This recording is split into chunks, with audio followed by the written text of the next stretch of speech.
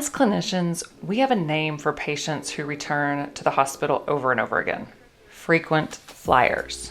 And some would argue that many of these patients hold executive platinum or even diamond status. Now, that's not meant to be insulting, but it truly begs the question: why do some patients return to the medical system so frequently, often for the same problem or related issues? Now, we could do a whole episode over all that entails, but today we're going to take a deeper dive into the underlying cause of chronic disease and learn how we can fight against and even reverse them. Remember a time when you had a cut or open wound? I recently got my fingers smashed and bashed during a players versus parents lacrosse game. And those girls were not easy on the old people, trust me. So what's happening behind the scenes there? As soon as the injury occurs, our immune system is activated. Red blood cells, white blood cells are traveling through the bloodstream to that injured site to fight and protect. And what do we see on the outside? Redness, swelling, heat, and it's probably painful, right? This is the awesomeness of our bodies. We have a built-in personal army ready to fight and protect and heal. And this is what we call acute inflammation. But what happens when our bodies continually sense internal threats is that our immune system is constantly turned on. This is hidden inflammation that we can't see and we can't feel. But it's this chronic inflammation that's contributing and causing the majority of chronic conditions that we face in our society today, like hypertension, cancer, Alzheimer's, dementia, type 2 diabetes. The list goes on and on. Obviously, autoimmune diseases as well. So what are these perceived threats? Stress, ultra-processed food, our uber sedentary lifestyle, poor sleep habits, and so on. All of which is also contributing to poor gut health. And 60 to 70% of our immune system is in the gut. So having a healthy gut microbiome is our first line of defense. Now, fanning the flames and stoking the fire of chronic inflammation is insulin resistance. Insulin resistance is the single most common health problem in the world. And in the United States alone, it affects 88% of adults. And most of us don't even know what it is and have never even heard of it. So what am I talking about with all this? Yes, most people associate insulin with diabetes, but that's not what we're talking about today. We're talking about the hormone insulin that is produced by the beta cells in our pancreas and is secreted in response to blood sugar or glucose in our bloodstream. Now, we're gonna get a little sciencey for just a hot minute, but we can do this, y'all. All of our cells have insulin receptors, and this is the key to letting glucose into the fat, liver, and muscle cells, because we want it out of the bloodstream so that it doesn't become cytotoxic and cause glycation, which is where it sticks to a lot of things and causes a bunch of damage. In a nutshell, when insulin is being secreted as frequently as it is in most of us because of our modern lifestyle, the insulin receptors become dulled and eventually become resistant to opening that door and allowing the glucose in. I liken this to the little boy who cried wolf. So the cells eventually just say, nope. And then we end up with excess glucose in the bloodstream and excess insulin just hanging out in the bloodstream. And this is not good. And I'm gonna tell you why. We have like 212 different cell types. Think skin cell, eye cell, brain cell, muscle cell. And all of these cells need energy to function properly. Remember the mitochondria? The powerhouse of the cell? If the cells are underpowered, largely due to the insulin resistance we just discussed, then we have mitochondrial dysfunction. It's like a It's like we have a traffic jam of crap in our cells blocking normal energy production, which also fans the flames of chronic inflammation. And symptoms begin to present themselves. And this is where the rubber meets the road. The distress of different cell types will look like different symptoms, but that doesn't mean it's a different disease. Because if it's happening in the liver cells or hepatocytes, we might see fatty liver disease.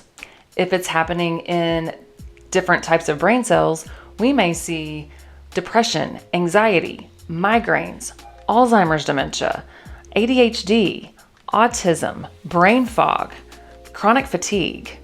If it's happening in the endothelial cells of the penis, we may see erectile dysfunction. If it's happening in other blood vessels throughout the body, we may see hypertension or heart disease, or even stroke.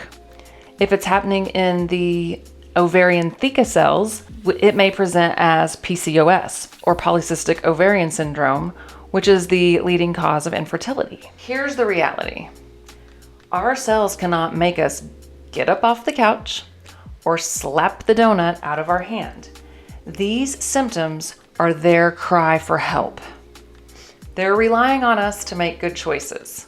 And look, I've stared many a donut, cookie, fill in the blank down and thought, knowingly, this will not make my cells happy. And I still took it down. And its friend, right?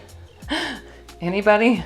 But this is not about shame or perfection, but it's about sustainable, balanced choices so we can function optimally and feel great. There are many tools in the tool chest to combat what we've talked about, but for our purposes today, I'd like for you to consider 3 things to improve your insulin sensitivity and decrease chronic inflammation. Number 1 is strength training. This is a must on so many levels, but specifically when a muscle contracts, it secretes anti-inflammatory myokines, which aids our immune system. Also, when muscle contracts, it's uptaking the glucose. It's bringing the glucose into the muscle cells. And here's the most amazing part. Without insulin. So when that muscle's contracting, it's saying we don't even need that insulin receptor. We don't need the insulin to help get that glucose into the skeletal muscle cell. It just uptakes it right away.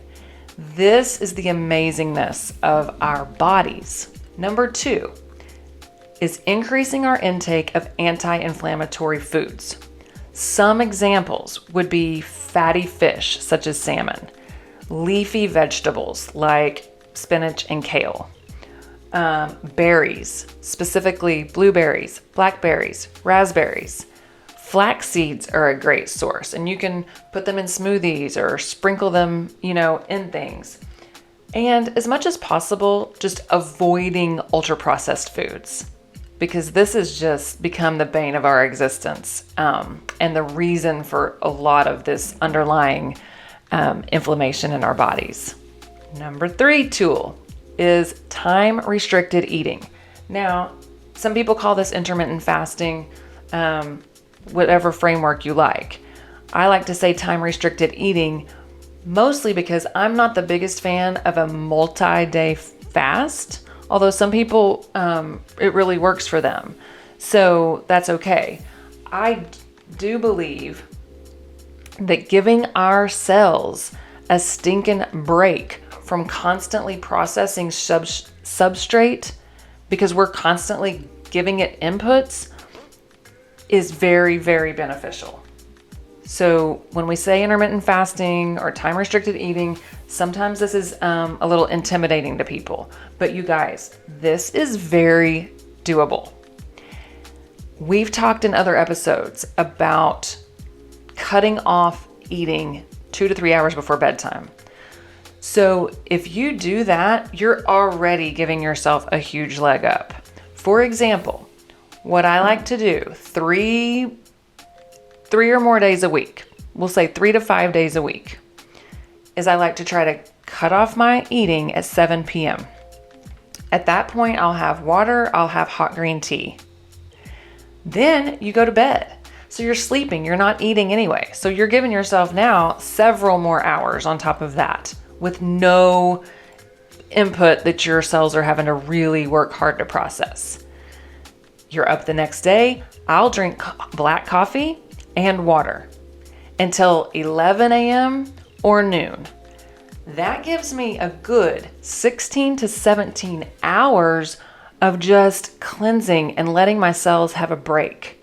Now, you may not want to start with that, but you could certainly ease in, and you could start with 12 hours. You could do 7 p.m. to 7 a.m. or 8 p.m. to 8 a.m. That's very, very doable in my opinion.